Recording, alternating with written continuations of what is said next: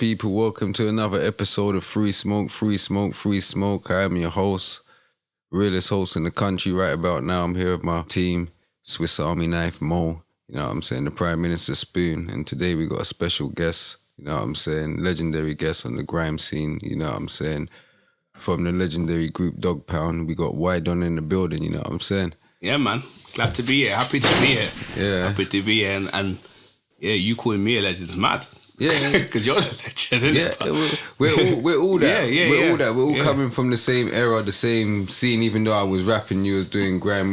We're all legends in our field. Because to still be here, you know what I'm saying? You're still doing music? Yeah. I'm still doing music, even though I'm doing this as well. So that's what we are, bro. I hear what you're saying. So for like the people, even let's start like, how did you get your name? It was my brother who was the DJ for Dog Pound for many years. He was called Done, like D-O-N-E. So when it came to the younger thing, I was Younger Done, but I just shortened the younger to Y. And then so it wasn't even nothing to do with music really. That was just his name. And then when I came Y Done, they started calling him Big Done. Do you know what I'm saying? So that was how it came around, and then obviously it just kind of tied into the music thing rather than anything. So it was just being a younger brother, really. Okay, you know same kind of thing. Yeah, same thing. Kind of thing. It's family sometimes, isn't it? So yeah, no, I get it totally. So what's your birthplace and origin?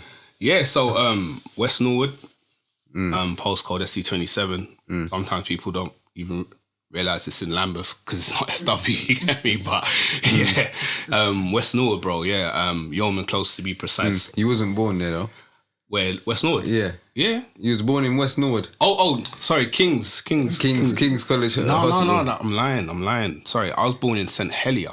Okay. St Helier, yeah. So my mum was originally from like Norbury sides. So actually, to be fair, I think she lived in Adderton when I was born, but from my memories, I moved to Norwood when I was 2 years old. So that's all I really know. But yeah, my birthplace was actually St Helier. Okay. And what's your like background? Like heritage and / stuff like Caribbean / Antiguan. Okay. But when I say Jamaican / Antiguan, sorry. So dad Jamaican, mum Antiguan. But I don't really know much about Antigua. I don't know. That sounds kind of bad, but everything was like Jamaica. You never went to Antigua? I've never been to Antigua. But you've been back to Jamaica? I've been Jamaica. I need to go again. And even if like Antigua came up as a option, it's still a maybe. I'll probably still go back to Yard. You know what I mean? Like I just think there was more of a push towards that kind of culture. So what school did you go to? My second primary school was Hitherfield. So that's okay, in Streatham, yeah. Bro, that school was mad. To me, it was mad. Yeah. Because obviously you had the surrounding area, which was Streatham, Tulsa, and then West Norwood, kind of. Yeah. You know what I mean?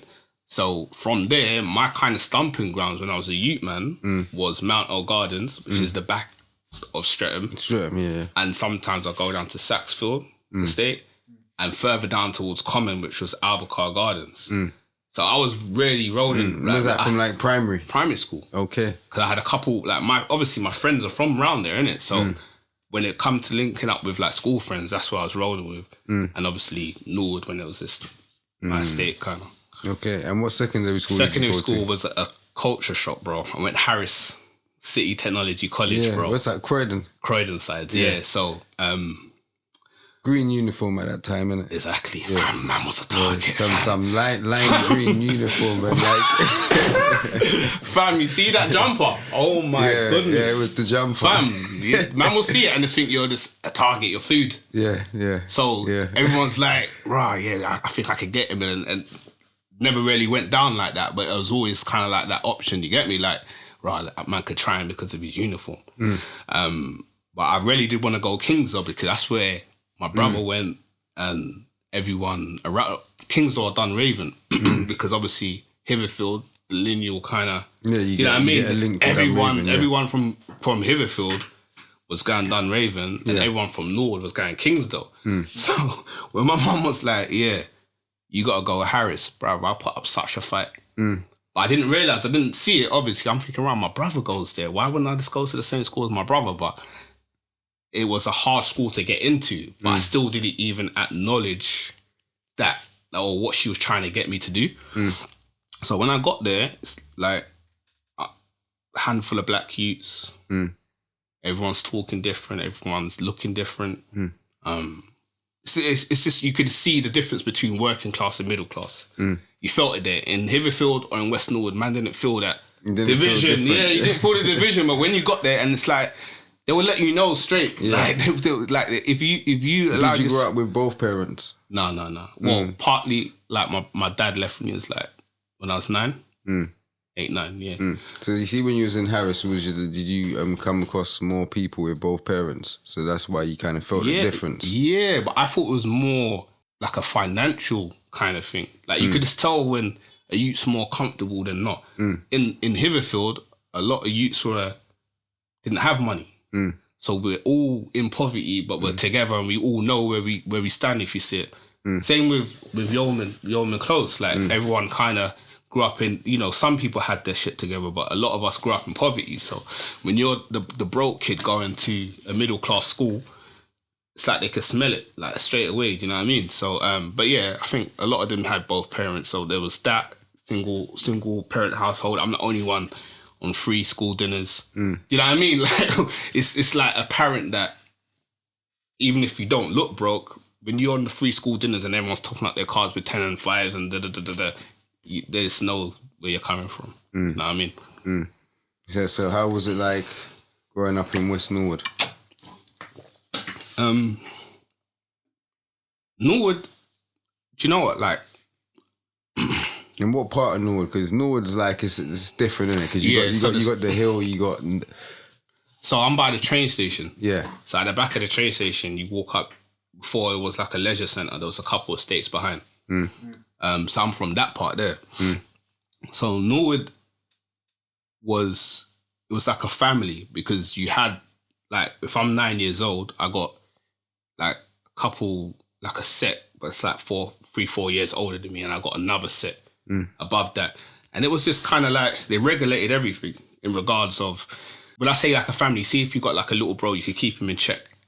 As in, if they're trying to make money, you couldn't do no petty crime around this part of the world, because you're going to bring attention to it. Like any fuckeries, if someone's like trying to lick a purse or nothing, like the older youths will check you for that. So you're getting morals and principles like early. Do you know what I'm trying to say? And a lot of it did come from there. That were like certain crimes ain't accepted around here. Yeah, like man, you think like a rapist or like, you know what I mean? If one of like someone from my kind of generation ever came back on like, I did something like that, the older youths would check you for that. You couldn't do those things. You know what I mean? So you kind of got a lot of your morals and principles from there. And then obviously you just kind of build from that kind of foundation. So yeah, me coming out on, that's the reason why I said 9 is because I always kind of bring it back to when my dad left. So that was pivotal for me, because that's when I touched the road. And what did you see want to be at 9? What did you see yourself wanting to be? At 9 years old? Yeah, at 9. Or was you even thinking like that at 9? I was, because where I was from, they were licking it. They was licking the Abbey. That's what they used to. I was fully aware. Obviously, I got big sisters who know them, and then it's like, right, how they got these shirts? And like, I don't know the brands, but I know they're flamboyant and they're fly and they got the jewellery, and I'm like, right, how they got all of that? You know about the Moschino, the iceberg, exactly, and so forth. Exactly that. So that's what. Yeah, it sounds mad, but that was my way to go. I didn't really see nothing else after that. But before that, I think I was normal. I was a normal kid. Like, I want to own my own business. Do you know what I mean? When my dad was there, I had that kind of foundation, like, I want to own my own business. But when he kicked, and it's more of like, man's proper experience in poverty, I just want the fast money, however it comes. And I'm talking about, so if I'm 9, there might have been someone who was 12 flying it. Coming back, because in Yeoman there was like 5 ways in and 5 ways out. Yeah, now Norwood is prolific with the people that's done that sort of activities from young ages. Exactly, what I'm trying to say. So I'm talking about... Yeah, I know what you're saying. Yeah, they're 3 years above me. They come into Yeoman, like I said, there's 5 ways in and out. They used to go anywhere they wanted. Then I'll see the feds come in and they didn't know where to go. So I just thought, I'm from here. Like, as soon as I'm tall enough, See, what are you doing? Playing football and I'm you're just on the block, basically. Yeah, but I'm seeing who's making money. I'm seeing Yeah. how money's being made. So I said, "Right, as soon as I'm tall enough, bro, I'm flying it." Like there was no other question. Like that was the influence of it, bro. Because I'm not looking up to no other guy. There's no other guys I'm looking up to. Do you know what I mean? So it was just like, right, as soon as that's just the way to go. So as soon as I get tall enough, bro, that's what I'm on. But in that 3-year gap, a lot of them got arrested, bro. Do you know what I mean? And I just thought, and I sort of started to, because where I was from, there was Abbey National down the road, like, so I used to see the shutters going up, like, so right, the kind of infrastructure of the banking was changing, like CCTV was coming in, or it might have been there, but I just know that by the time I was kind of ready to do that, it just didn't seem like a feasible thing to do, bro. You know what I'm trying to say? The risk was a bit more. Yeah, because it just seemed easy. No, I'm not gonna lie, it just seemed like, raw, you just jump over it. You didn't need to bang no one in the face. There was times when there wasn't the shutters, and then the shutters came in, and then. But it's not even that. It's the older you saying, right, hey, little man, hold that. Nah, I got a little 20 quids. You know what I mean? I'm 9. I'm used to getting pocket money like £1.50 a week. I got £20. Like, right, what do you man want to eat? Like, you know what I mean? It's like, right, I want to be like that. So I think it was, yeah. So, but if to answer me what Norwood was like, yeah, I would say like it was a family in that estate. It's mad even to say that, like even like listening to that coming from you, like to see that we're a little kid and someone giving us £20, like. From a person who done it in illegal activities, and we're seeing that as like, yeah, that's a good thing, and that's what I want to be, and that's how we all was. Yeah, it's easy crazy. Influence, but you're like a sponge at that time. You are like a sponge. So what was your musical influences growing up? From when I can remember, like I do remember my sisters running a lot of dancehall, R&B, so I listened to that. But again, around about the same time, around about 10, 11, I got into Tupac. Big. I thought Tupac was way better until I started listening again. I was saying, I know there's a lot of Pac fans who might be onto me, but I listened back to it, and musically, I did hear a bit of a difference as an adult listening to both of them. And what's the difference you heard? I just think Biggie put music together better.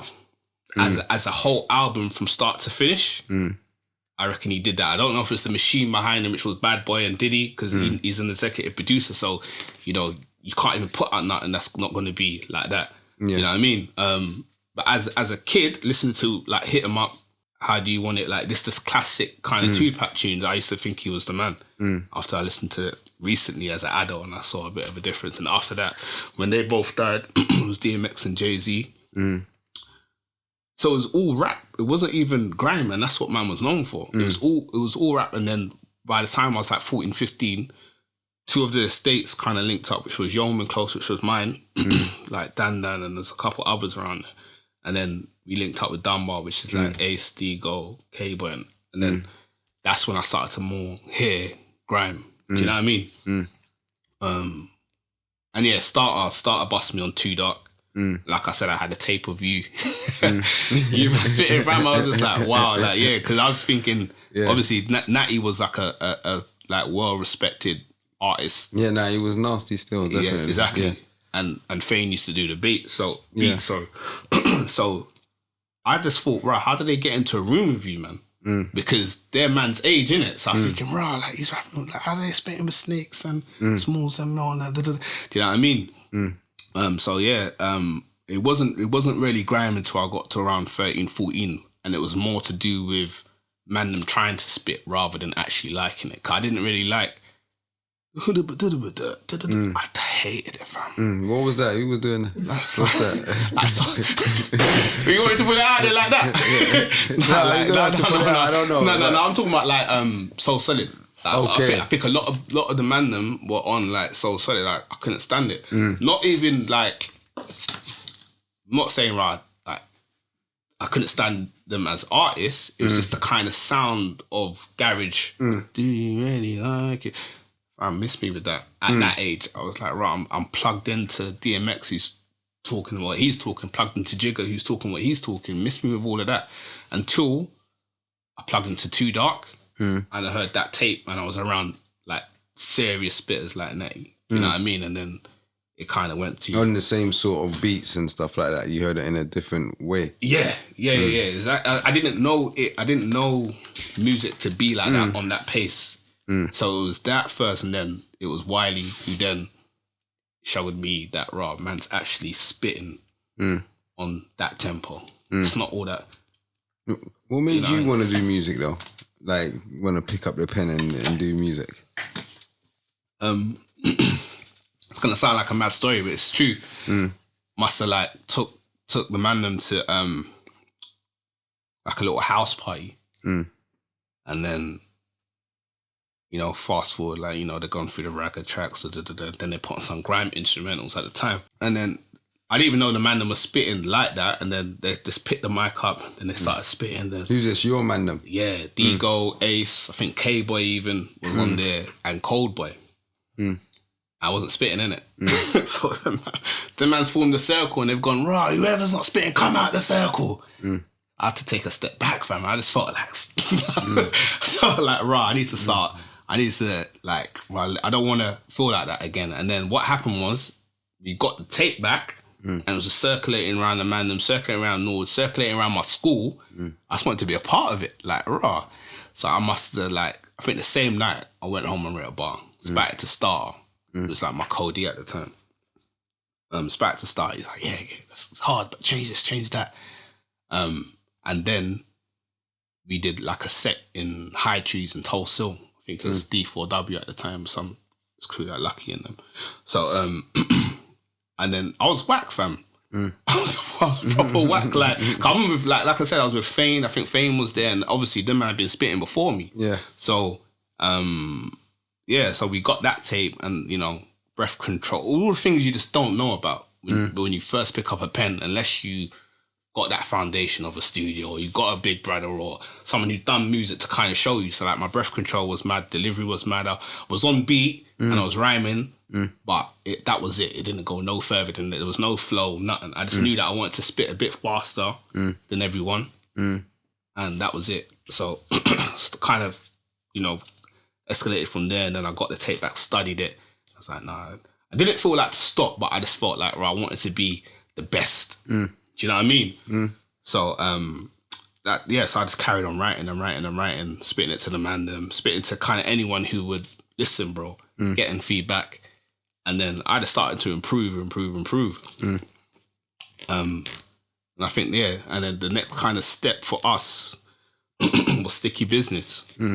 Sticky Business 2, because we wasn't on What's that, the first DVD you was on? Sticky Business, yeah, okay. Bro. So that was the first one. So what made you want to form Dog Pound before we get into that, the Sticky Business? Dog Pound? Yeah. How did you come along to form that group? And who was in the group? What was the members? So it was first called Norwood's Most Wanted, NMW. Like I said, we used to kind of go to Tulsa and like get the craft there. The original members that I remember was Digo, Ace Kid. If I forget anyone, don't take it personal. I'm going back in it. Like I can't fully remember everyone, but it was Digo, Ace, K-Boy, Reedy, Starter. I think I was the 6th member. Then after that, Frenchie, who's here today, and a younger youth called Fuse. But the 5, 6 I remember was those first 5. I said, yeah. So what made you want to form Dog Pound? Oh, Dog Pound. Oh, sorry. Yeah. I was a delayed one. Sorry. Yeah, cool. Say no more. Dog Pound. So like I said, I think what it was is it was very like local and small scale. Like we would go to, like I said, Tulsa and make the tapes, try and flip them around. But it kind of escalated in the maddest way when, I don't even know if you would have been tapped into this, but they used to kind of like, they'll be on radio, someone would be on radio and they'd be like, yeah, call up if you want to clash. So all of us just happened to be together on the same day. And like, we're hearing people spit on Grime, So man called up and they couldn't get man off the radio that day, fam. Like, it was like, right, you go back and forth with someone, then who's the winner? Ydone. Who's the winner? What? Bro, I took out like 7, 8 man. So after that, but I didn't even understand the power of radio, bro. After that, What station was this? I can't remember, but I know NAA. I think the guy who used to run like Citizens kind of nightclub, some chubby, I forgot his name. He was a chubby guy back in the day. So after that, it's like it opened up doors for me. As in that guy wanted to put us on stage in Citizens in front of 3,000-4,000 people. The manager of NAA, I think his name was Electric at the time. So I said, Big Nasty's crew started to holler at me, seeing what we can do. So it kind of put us, you know, on the radar for things like that. And it kind of took her from there, really. So what other grime groups was around at that time in South London? Grime groups, NAA, Roadside. So from like the Lambeth side, I would have said those were, if I miss you, I'm not disrespecting, but those were the kind of three that I remember. Then you go to Blue Borough, then you got like South Soldiers, and I think there was a couple other South Agents. So yeah, I would have said those were the main ones that I remember. Do you think you lot was getting the respect that like they was getting on the east side at the time? Nah, but it was very, I wouldn't even say it's competitive, it's just a weird place to be. Like, they say you're the best artist in the room, and you step in, and I know you're the best, he knows you're the best, but no one's going to rate you like you're the best. Man doesn't really want to give you that. So the youth who's more known is getting all the applause and, do you know what I mean? And the respect. But we could be saying the most illest shit, but yeah, we didn't respect each other to even kind of, you know, uplift each other in at that time. Do you know what I mean? You lot just spitting on the beats, or did you have your own tunes and stuff like that? We had our own tunes. Mixtapes, did you put out stuff like that? This is where it went funny, because if I was to kind of build it from us spitting on that radio and over the phone clashing people, we then started to go all the way up to Crawley to go on radio. So, and it was good. It sounds mad because it's far. Man was going like Sunday night to Crawley, like it's country or something. Do you know what I mean? And coming back. But at that time, we was learning how to host, like talk live and all that kind of spitting. Then on top FM happened. And then they kind of did something like bidding war. Like, you had to bid for like Friday 8 to 10, like whatever the prime slot was. So I think we might have got like Saturday to like 12 to 2. That's your set, yeah. That was our set. So it wasn't a great set. I think everyone's kind of rubbing out around then. Like, everyone's going to sleep. Oh, this is like night, yeah. Yeah. Okay. Yeah. I thought you meant daytime. Yeah. No, this is AM, bro. Yeah. This is like 12 to 2. Everyone's rapping out. So maybe man didn't really have many listeners, but again, it was probably good because we was getting good then, as in like how to spit live on radio. And then we did another bid, and we got Friday 8 to 10 or 10 to 12, which was more prime time. Do you know what I mean? But so with that happening, we were writing tracks, but we weren't putting all the tracks together and putting it as a mixtape. So what we could do, because for radio, you might do like an hour and 15 minutes of hosting, and it's only 45 minutes of actually spitting. But in the hour and 15 minutes, man could play all our songs. But to say Dog Pound had a mixtape, we didn't. And that's what I think fucked us up. That and the internet. Yeah. We got to the internet whenever you wanted, but the reason why I say that is because I would have said up until that point we were kind of like top 3, definitely in Lambeth. In South, you'd say, yeah. Well, I don't know. Ghetto had their own thing. Like Blue had their own ratings, and you know what I mean. Were you saying South? This part of South, I definitely would say we was top 3. Yeah. But then it came more apparent who was number 1 when people started dropping mixtapes and videos. We just didn't. And then who was number 1? Roadside. Bro, listen to what I'm saying. I'm a realist. Yeah. But at the time, you're competing with them. You're trying to spar, innit? You have to. It's Grime's competitive, innit? Yeah. So the way I would have seen it was up until that time, Cold Boy to me was one of the hardest. Obviously, I used to roll with him every day. So the bars I'm hearing is probably the bars you will never get to spit on radio. The slim dark skin one, yeah. Slim dark skin one. Yeah, He was probably hard still. He was hard. Yeah. He was hard. So to me, we've kind of like when we first kind of came in. I'm not saying Grime was like fully Niki and that, but it was this a bit different. So we came in on the kind of life man's living and putting it into the bars. So we've kind of taken it up a notch as why people starting to listen to us, but we've got a flow and vibe. All right. So Roadside come and it's a straight grease, bro. Like 3-4 of them, like straight grease. And you're just thinking, right, them man are talking about what man's talking about, but in a different way, talking about how to clean the stick, take out this. I'm like, Rusk. You know what I mean?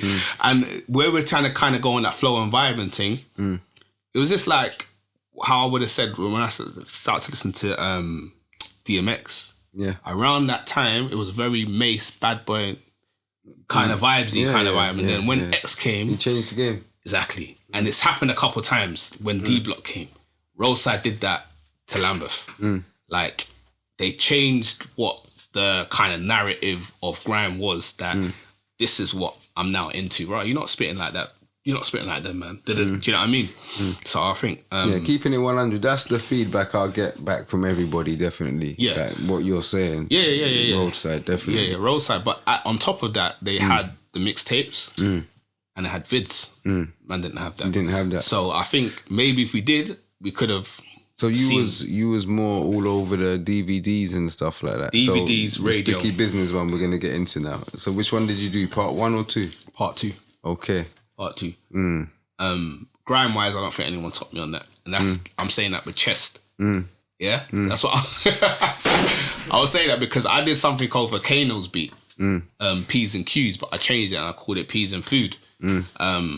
And I just, when I listened back through it, I just thought, right, there's no one who done that or captured people's attention. And after that, that's when I had chicks coming up to me, youths coming up to me. Oh my God. Like, it was like I fucking had a #1 single, bro. But obviously it's local and it's in the hood. But they want to stop, man, and like take pictures. And I was like, raw, this what?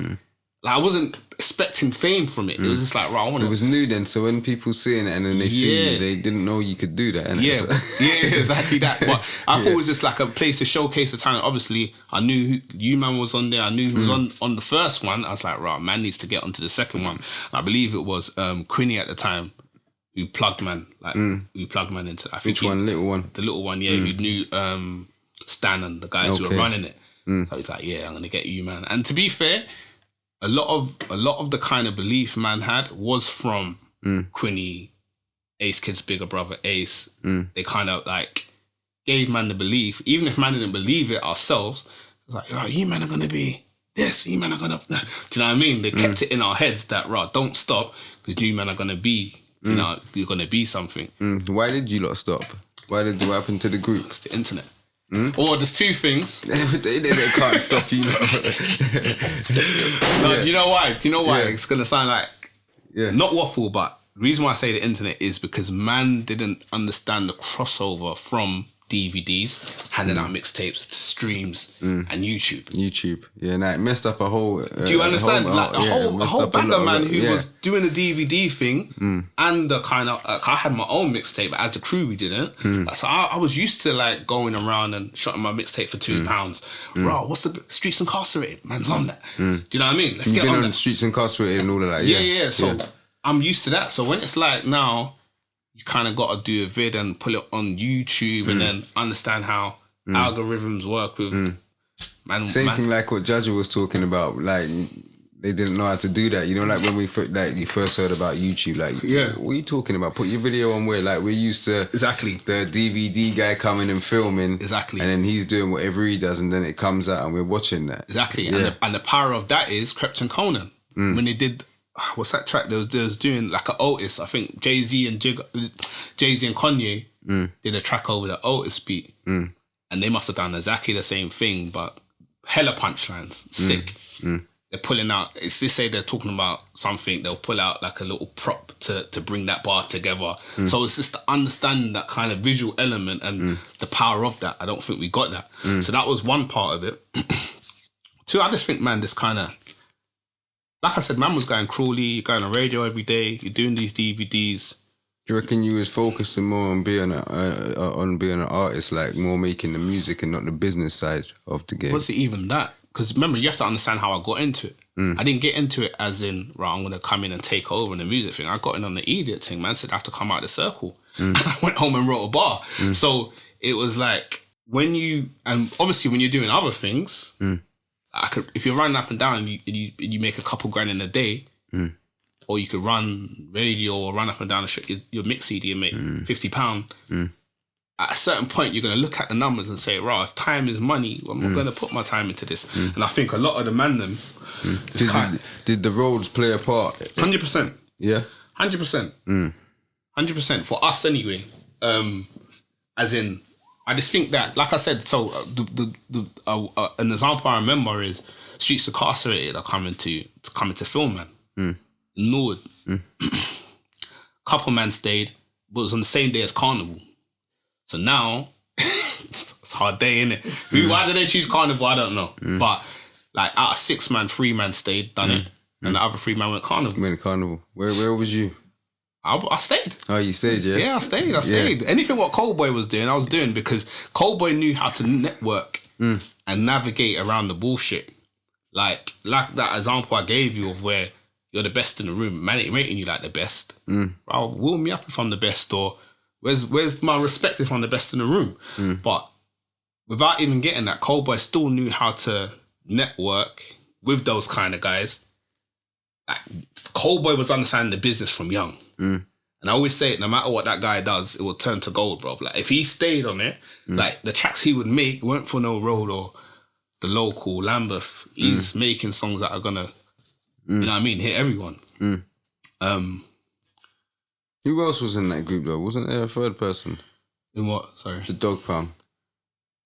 Starter, yeah. Yeah. So that was the 3 who probably you saw on Streets Incarcerated if you did see it. Yeah.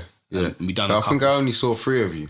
Exactly. So at that time, if you don't know man's history or what we've been doing for the last 3 years on radio, where all 6, 7 of us are linking up and doing sets week in, week out, you're just going to think, Ross is free. And Streets Incarcerated was another thing that kind of elevated us. Do you know what I mean? Like So I just think it was that kind of time was money. No one was seeing no money from it. So do you think, like you can be on the road and do music at the same time? In what day and age? This day and age now. In any? This day and age, I think it's hard. I think man will test your temperature quick because you're talking all this drill shit on the serious thing. Man wants to really see if you're about it. I think that you'll get tested pretty quick. I think back then, but it depends. When you say road, what do you mean like hustling or you actually? Yeah, like you're in the game, but you're trying to do music and have a music career at the same time. Do you think it works? Yeah, but I think for rappers it would have been harder back then because not anyone could just rap like SMS, PDC, OC. Like I said, you have to have a certain respect before you think you could start talking about certain things because man be like, right, you ain't ready on that, man. I ain't taking that nigga in. That's quick, but on Grimes, like you could chat hella exaggerated shit. You could have 2 grand, say you got 20, and you cut through. And I think some people got tested, but I didn't really see it happening. So what you're saying, basically, as a rapper, you couldn't really... if you wasn't really about that, you couldn't talk it. But it was easier on Grime. Way easier. Yeah, now I've always kind of said that as well. I agree with you still. Of course, yeah, because if I say... and if I got like a bar that's kind of like mentioning that kind of grease shit, it's going to hype up whoever's in the room. However, rap is more like, I'm going to take your CD and take you in. And then I might ghostwrite him and I say, right, you know that you there. What's he? You know what I mean? Man really wants to kind of check you out. With Grime, it's like, 2 kind of fingers, and you just start having a vibe in a moment. Off the vibe in it, in the moment. But so rap is like, you couldn't. They're more to ask, is he really about that life? That's one of the questions when it and then once you have that response, that's when you would be like, I want to fuck with him or not. So what's your top 5 Grime artists? Just Grime ones. We do the top 5 rap next. Mine? Yeah. I like Scorcher. Yeah. Coldboy. Some people don't understand it sometimes, but I say Big Nasty. He's nasty, man. been about, man? Come on, man. Sometimes when I say it, some people look at me saying, "Oh, he had bars." I'm like, that nigga had bars. No, I remember there was a place he was shutting down the place, man. I remember definitely. Don't play over this side of town anyway. So Scorcher's one of my faves. I would say Wiley and Kano, but at certain times, like I said, when I first kind of started listening to grime, Wiley I'd never heard no one spit like that, and he was rapid. So that's when I thought, right, when I start writing bars, I'm going to spray fast as well. And then when I heard, I think when Kano was just about to get his deal or got it, he done something to go with a track called Ghetto Coyote, and then just thought, rah, this guy is proper lyrical, proper flow. And it made me go back to the craft and try and elevate myself a bit more. I would say those are my top 5. Grime artists. Artists, yeah. What about rappers in the UK? DV? DV, because I don't think that many people could just pick up the pen and does what he does with it. Literally. And I think some people kind of take it for granted that you might think, rah, you don't understand why he's such a special talent.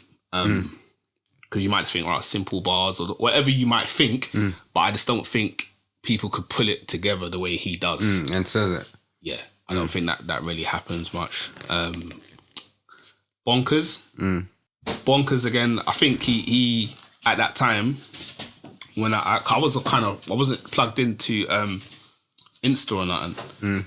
It was my girl basically said, right, listen to this youth. So I started to kind of listen to him and I studied him and I went back and I was like, right. Yeah, when I first heard Bonkers, he was hard. Yeah, he was proper. So I would say those two. And then it's probably like a lot of people just kind of the same under that. That makes sense. You want me to try and still name them? It's going to be hard. Another 3. It's going to be hard. Rappers. Oh, you don't really listen to... I do, but it's just trying to think, like, if I had... it's easy for me to say my top 2. And remember, I'm not really... Obviously, I'm a fan, but I write as well. So I'm analysing things differently to someone who doesn't write. You know what I'm trying to say?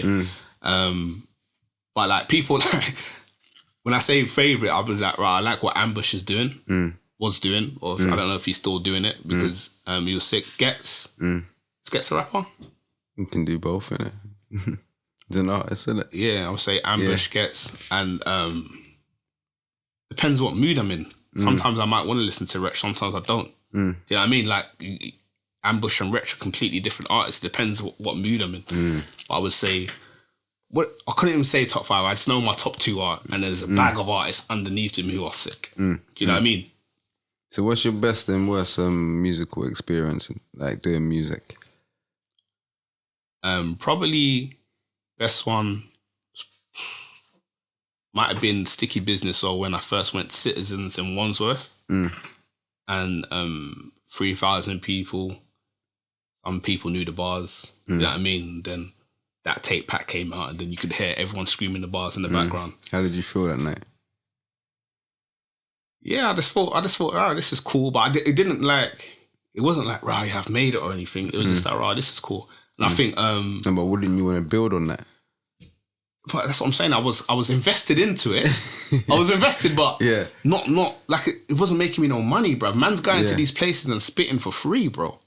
So you got to understand. I'm going...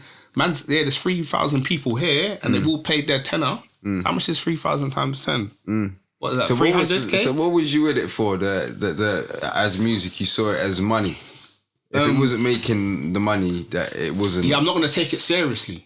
So even though it may seem and appear that I did, but I just think people appreciated the talent. But me, like I said, I would have Quinny in my ear saying, "Right, you got to..." Because he can probably see something man didn't believe, bro. Do you know what I mean? So it was... there was no money in the music at that time, bro. No, there wasn't. Yeah, there wasn't, didn't it? No, so of course not. At that time, I think it was only Dizzy who really got the deal. Kano and Wiley's one fell through. You had to put your money in. You wasn't getting money out. Yeah. But at the same time, I just wanted to showcase my talent. And I think it's still the same tool today. As in, like now there's money in it. Of course there is.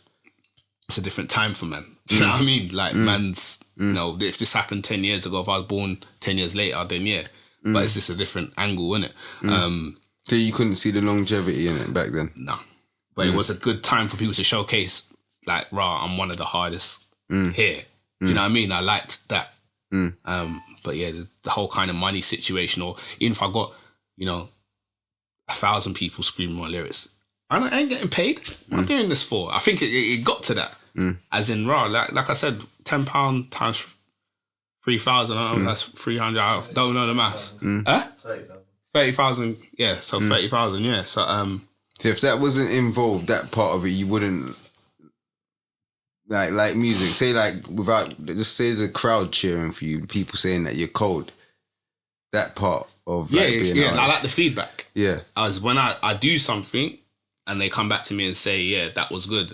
Because I think it's only because of the way I got into it, bro. Like I said, I didn't get into it for money, didn't get into it to bust, to be famous. I got into it on, I want to write bars and not come out of that circle and then get that feedback what them I were getting. So I think maybe if I saw it differently, I would have taken it more seriously because I had opportunities, bro. Like, at the time, NAA's manager coming to me, the serious one. The guy who bust Big Brothers at the time, K-Boy, I think his name was. After Sticky Business. Yeah, that's his name, yeah. Yeah, after Sticky Business, came to my mum's house, had a meeting. I'm like, nah, man.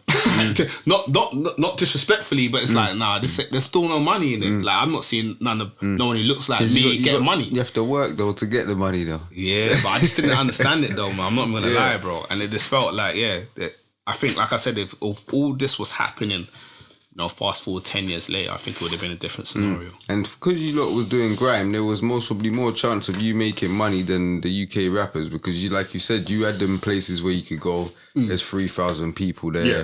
There's shows for you. There wasn't shows for us. No. We had Trident on us saying these guys can't perform. Like, anywhere they go, they're shutting it down. That's what was going about. And doing grime, they didn't have that. I don't know any grime artists who's had that kind of fight. This is where... Only So Solid, most probably, yeah. The financial maturity, man, didn't, like, it wouldn't... What you're saying is 100% right. We were kids, but if we had someone a bit older than, man, like, right, okay, you, man, put X amount of money together, we're going to rent out somewhere, we're going to hold out your own all-dayer, and at the end, you, man, perform. It's a whole different... Now, man, seeing money. Do you know what I mean? But there was not... We just didn't have that capacity, bro. It was just like, raw, what? They feel us like that, yeah? That's as far as I remember. Unless Coldboy was involved. Like I said, Coldboy was a different caliber to man. Like, he saw the pattern. He knew, all right, Skepta. Got a track with Skepta. Whoever was kind of like popping at the time, he knew how to network it and work that machine. Man didn't really care too much for it, I don't reckon. You know what I'm saying? But yeah, you're 100% right, bro. I just think that if we just had, like, as a big man now, if I saw what was happening, oh yeah, come cool. I'll push 70%. You man just put the other 30. Let's get an event, hire it out, £10 a head. Everyone's just raving. Well, at the end of the day, at the end of the night, you man do your set, or when it's most popping, do your set. Yeah, and then we just break bread like that. Yeah, but we didn't have that. We didn't have that kind of approach and mentality. So what was the worst? Worst experience in music on your journey doing it anyway that you experienced? I do remember actually Tim Westwood. Bro. Tim Westwood, bro. I was with ASB. It's like our mutual. Yeah. Yeah, I know ASB. Yeah. So he's brought he's brought me up there. This is like what we done kind of today. Like I did a little killed it when it wasn't recording. Gone in there and kind of the same beat. Spat off bar. So it's like 8:16. I might have started on like 9. Listen, bro, I'm a pro. I've been doing it for years. I know what 8 bar and 16, but what made me start on the ninth bar, bro? And it's like, shit, I'm on beat. I'm on Big Westwood. Like, do I stop or do I? Like, I didn't know what to do, so I carried on the bar. That's what you do. Yeah, the show goes on, right? So always. Listen to what I'm saying, though. Yeah.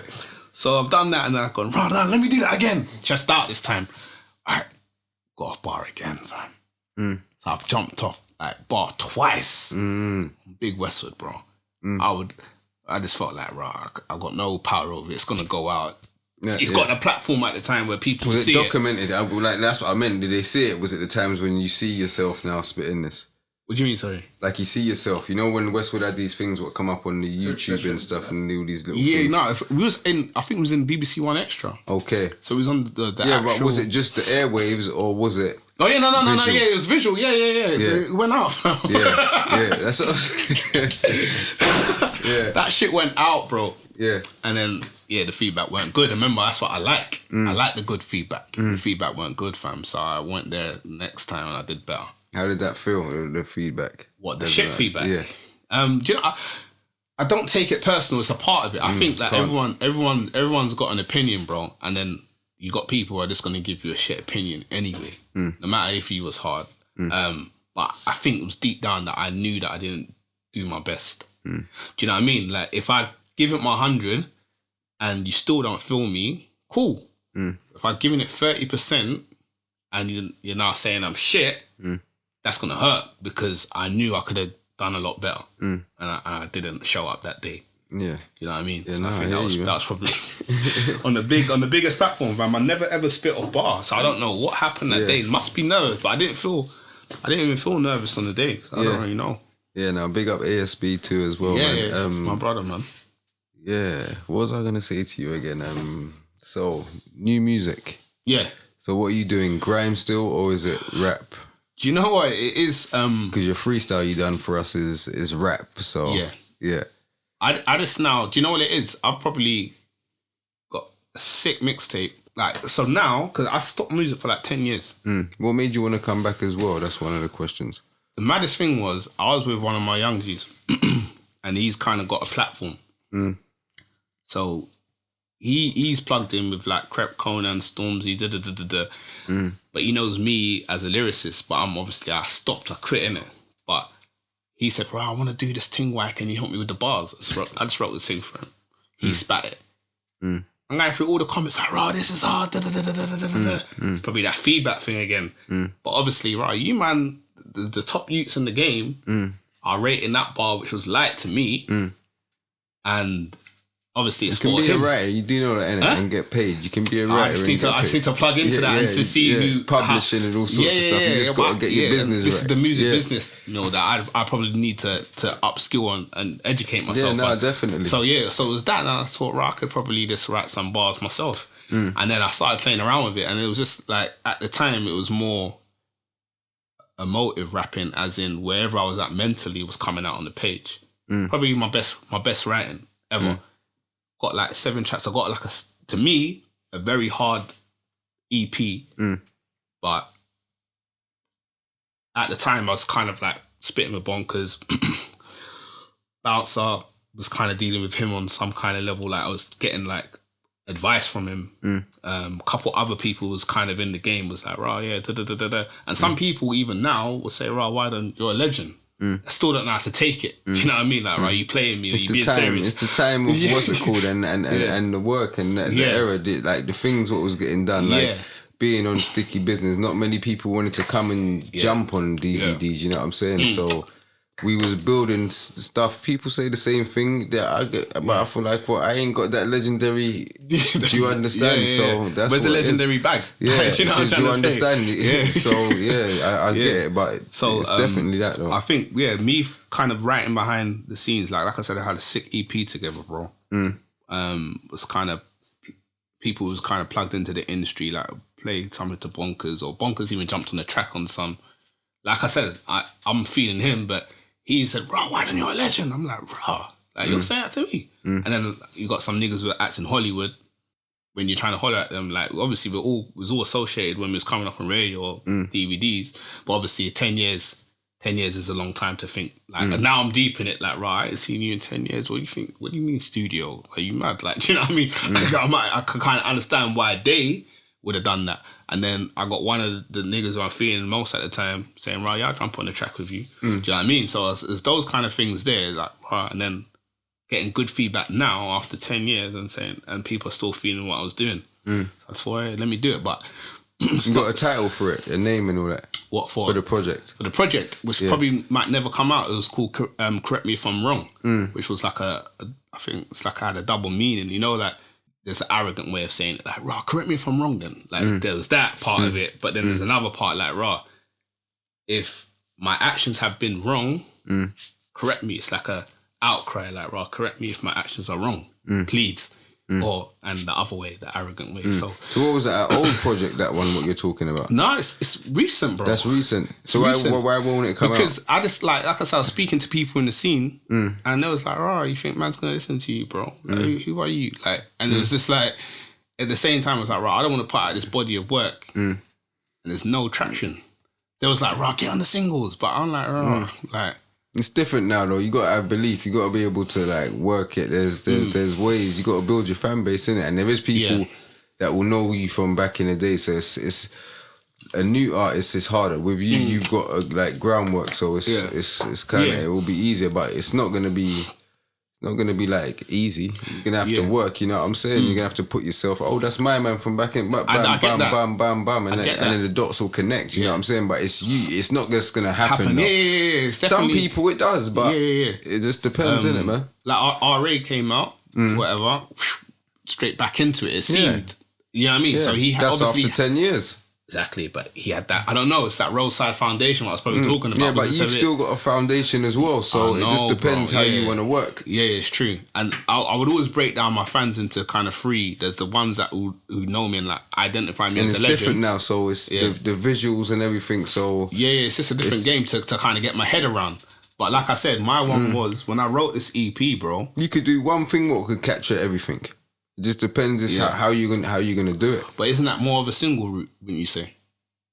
Yeah, as in that's gonna capture. It's just one banger, man, and you've done whatever you exactly. That's what I'm saying. So, so then, like I said, I wrote an EP, and I thought, right, if I drop it now, no one ain't gonna listen, no one ain't gonna care. But it's such a sick piece of work. I'm getting older, bro. I don't got all day. You can do you know what I mean? But you can pull it out and stream it. There's streaming platforms. You got to promote yourself, and then you draw the attention to, and then you make money. That's it. But that's how you make money in your sleep from music. I understand, but what you said first, you just need that one banger to capture their attention. So but you can't just keep working to get that, thinking that in your head. You're never gonna get it. That strategy's not gonna work. Yeah, you just gotta keep making music and then right, which one, and then you play it. You might have a listening party or something, and so forth. But you shouldn't just do the work and not pull it out. It's just probably the strategy. Yeah, I'm happy with the body of work, and like I said, for me, if you're happy with it, that's the main thing. So you just that's the main thing. Man. I know, but if I pull it out and 5 people listen, fam. And I'm thinking, right, the world needs to hear it, bro. So it's timing, but like I said, I ain't got all day. I'm getting older. That's how you promote yourself, though. Like, there's things like this now, and these are the things that will help, innit? And then there's you building your YouTube channel, making you're about on this social media stuff. It's a different game, but you can adapt to it and do it, bro. It's nothing. It's good advice, my bro. Yeah. This ain't rocket science, man. You can get to it, man. Yeah. So where would you like to see yourself in the next 5 years, anyway? What, this in general or musically? In general, musically, anything. I just got short-term plans, rather. Like, obviously, family first. Trying to get a bigger yard. Like, this is kind of, as a family is getting older or bigger. More homes, and probably become the boss that I wanted to be when I was a kid, really. As in, probably property market, but... So what you been doing, like properties and stuff, or just working? No, I'm working still. I'm in kind of like IT, but at the same time, I'm trying to come away from that and just have a bit more management over my time. Do you know what I'm trying to say? And I reckon that is becoming your own boss. And I've been looking at it, probably more trying to get some franchises going. No, you need to put out your music though. So I didn't even mention music. Yeah, no, you need to. Yeah, you can't have that. No, joking. No. Well, not joking, but do you know what it is? When I first came back, like I said, I was dealing with Bouncer Bonkers. I think it was Pac-Man at the time. Just kind of feedback plugged in, giving me feedback on what I should do next. See, look, I was taking it serious, bro. But you got them names there. You got what you can most probably access, yeah. Yeah. All those names, yeah. There's people that would be dying to speak and get advice and boom and you can. I know, but relationships change. I think, of course, Bouncer had something with him and his artist, and it's cut off a bag of man, and I was in that. I was in the cut section. Bongers had his situation where he's now come off socials, and then Pac-Man we still kind of speak, but it's just not the same because what happened was. let's say this is around 2018, 19. I got sick, bro. Like proper sick. Like Ill health, cancer checks. Yeah. Everything. Lost a bag of weight. So where they like Bounce was hitting me out like, what's going on? And I'm like, I'm sick in it. So I'm trying to say that, I'm trying to get things done, but I'm actually too ill to go studio or whatever. And it took me out for a year. I think COVID came in around a year after. So it was just like a bad 2 years, bro. And then from those 2 years, it's just maybe this, not like it's back to a hobby, but it was like, sometimes you got an opportunity, you got to grab it with two hands and take it, bro. It was like I had that kind of time where, Bonkers has jumped on the track. I could have put that out. Bounces, he posted me on his thing. You know what I mean? He posted me on his page, like, why I'm making a comeback. Do you know what I mean? And I was talking with Pat-Man. So, and then I just got ill, COVID, and then it's like, I'll put out the music, but I don't think. But you're from that generation and era, so everyone's gonna do that anyway. Even if you do that tomorrow, people's gonna be saying, like, they'll post it. If you say, yeah, post up my thing, people's gonna do that. I didn't even ask Bouncer to post it. I know, but people will do that. So that's how you test your stuff, man. And you know what I'm saying? You just don't make it and keep it in the storage, man. Yeah, it's true. You gotta put it out there. And don't let no one dishearten you. You know what I'm saying? If you're confident about your craft and your music, you should put that out, man. Yeah, definitely. I always push that. Every time I see you, I tell you, and you put out your stuff or whatever. you can't be playing about, bro, man. Seriously, it's just how you package it up and distribute it to the people. You know what I'm saying? It's different now. It's a bit. I think it's a mindset more. Like I said, when I first done that sort of feedback from what the guy I was ghostwriting for, or not ghostwriting, but I done that thing for him. Then obviously talking with the guys in the scene, and it seemed like I still could have had some sort of impact at that time speaking to them. Getting sick puts a lot of things into perspective of what's even important. I think I might dead tomorrow. I'm in my 20s thinking like that at the time. But wanting to have put out that project though. Yeah. I even wrote some of the best stuff. I wrote some of the best stuff ever in that mind state of being dying.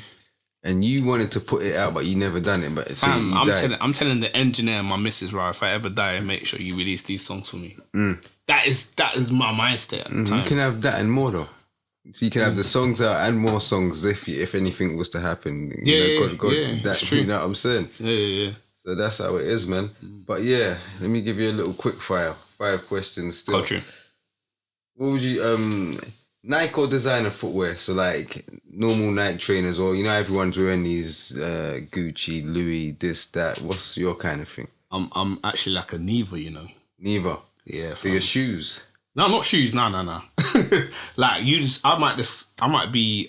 Well, I probably would say Nike. Yeah. It'd have to be one of the two. Designer. It has trainers, to be one of the two. Yeah, or Nike. Boy, I don't know about the 6 pulls on trainers, bro. I'll probably say Nike. Yeah, I'll go with Nike too, definitely, man. You kind of asked, these are kind of two people you even said that you kind of look up to as artists, is Wiley or Getz? What were we talking now or back then? That's Wiley or Getz, which one? Wiley. Slim thing or big batty thing? Big batty. iPhone or Android? iPhone. Book or documentary? That's hard. Why? Reason why I say that, because sometimes I might watch a documentary and it skimmed the surface, and I will have to go and read the book to get a bit more information about it. Well, which one would you prefer to? I prefer to watch it. I would prefer a documentary. So it's a documentary. But I do like getting more information about things. And that's from a book, yeah? Yeah. But you're going to have to choose one, though. I don't know what kind of answer that is. I thought I could cut through with that one. Yeah. I'll say documentary then. Documentary. See, me, I'm documentary too, man. So yeah, why then would you like the people to know anything else about you? Or expect anything if you're going to even put out that music? Do you know what? Yeah, just plug in. I still writing. Hit me up on socials. Yeah, give them your social, man. Just type in Ydone into Instagram. I should come up. I think it's a unique name. And I'm releasing things, but it's more kind of snippets of the talent rather than proper songs. But if I get that following, man, I'll Plug them with the EP, bro. No, definitely. You need to pull it out, man. And we appreciate you for coming down, Yeah. you know what I'm saying? Thank you for having me. Spending time with us here at Free Smoke, you know what I'm saying? Love, my bro. Sick platform, man. Thank you for having me, my bro. Nah, it's love, my bro, man. So, yeah.